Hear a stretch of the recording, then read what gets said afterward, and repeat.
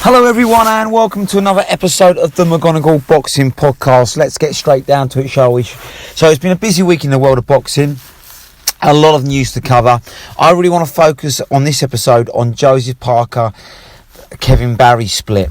When I first heard it on Wednesday, I was a bit shocked because obviously it's like a father and son relationship. They've been together since Parker's very first fight.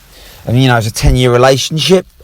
Probably knew each other before that as well. So, probably exceeding 10 years. They've grown up together in many ways as a trainer and a fighter.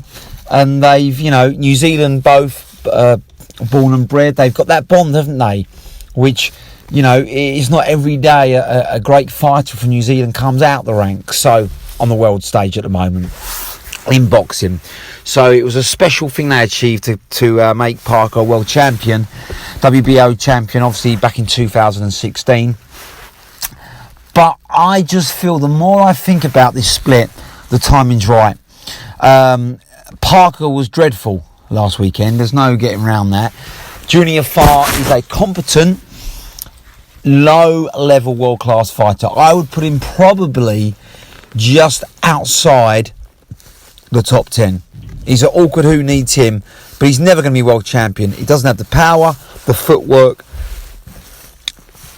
or just generally the overall boxing skill to dent any of the world champions.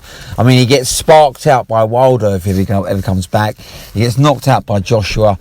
He gets played with, I think, by Usyk and Fury, and he probably gets knocked out by Joyce and Dubois. I think Dubois knocks far out. So, you know, this is the kind of fighter he is. He's awkward, he's big, he's got a nice jab on him. He's a jab and grab merchant, isn't he? And Parker couldn't suss that out. Parker was pedestrianly slow.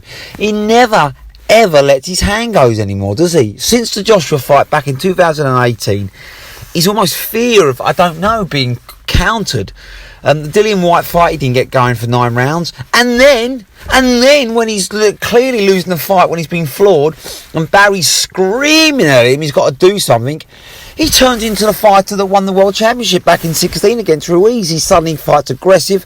And look at the difference. He floored Whyte. He had Whyte in all kinds of problems. And Whyte was hanging on for dear life. Where was that at the start of the fight? He could have knocked Whyte out. He's got a good chin, he's got good hand speed, he's got good boxing skills, and he's actually got good power. Why doesn't he let his hands go? Why is he not more dominant? Why does he not take the centre of the ring and put it on people? These are questions you have to ask him and Kevin Barry. I think it's a confidence thing. I think it's a stamina. I think he's so worried about gassing out, but he's still a young man, 29. Get into shape. There's no excuse. But his body type, he does carry a little bit of fat on him, but, you know, he just needs to work on his cardio. That's all it is. But I just think he needs to go to someone like a Freddie Roach, who's going to kind of steer him in one direction. At the moment, it's almost like he can't make his mind up between a boxer and a brawler. And I don't think he's a boxer. I don't think he's that slippery type. He needs to get inside and unleash hell. That's what he needs to do. Ironically, he needs to fight like David Tua, another former protege of Kevin Barry. I can't understand why Kevin Barry's not driving that into him. Get inside, unleash hell. You know, don't try and outbox or outslick these, because he's not the biggest heavyweight for reach or size or height, but he's well built and he holds power. So a Freddie Roach would be brilliant for him. Someone that's going to, or even a Joey Diaz, or a trainer that's going to make him fight aggressively. I don't think Booth's a good one, because he needs to improve his punch output, and Booth teaches, counter punching, doesn't he? Sniping. So he needs someone that's going to force him to throw lots of punches. So my immediate thought would be Freddie Roach. You know, aggressive, high volume style trainer that's going to force Parker to fight one style. But he also needs to improve his punch variety. Too much is headhunting now, and it becomes predictable. I mean, Farr knew exactly what to do. You know, as soon as he tied up that right hand, Parker had nothing. He's got to improve his jab, and he's got to go to the body more. He's got to set up the big right hook that he tries to throw every time and fighters see coming. He's got to set that up with jab and, you know, variety. And he can't just walk in straight lines. He's got, come off at angles. He's got a lot of work to do, Parker. He's almost regressing. He's not progressing, he's regressing. So now's the time. Big changes.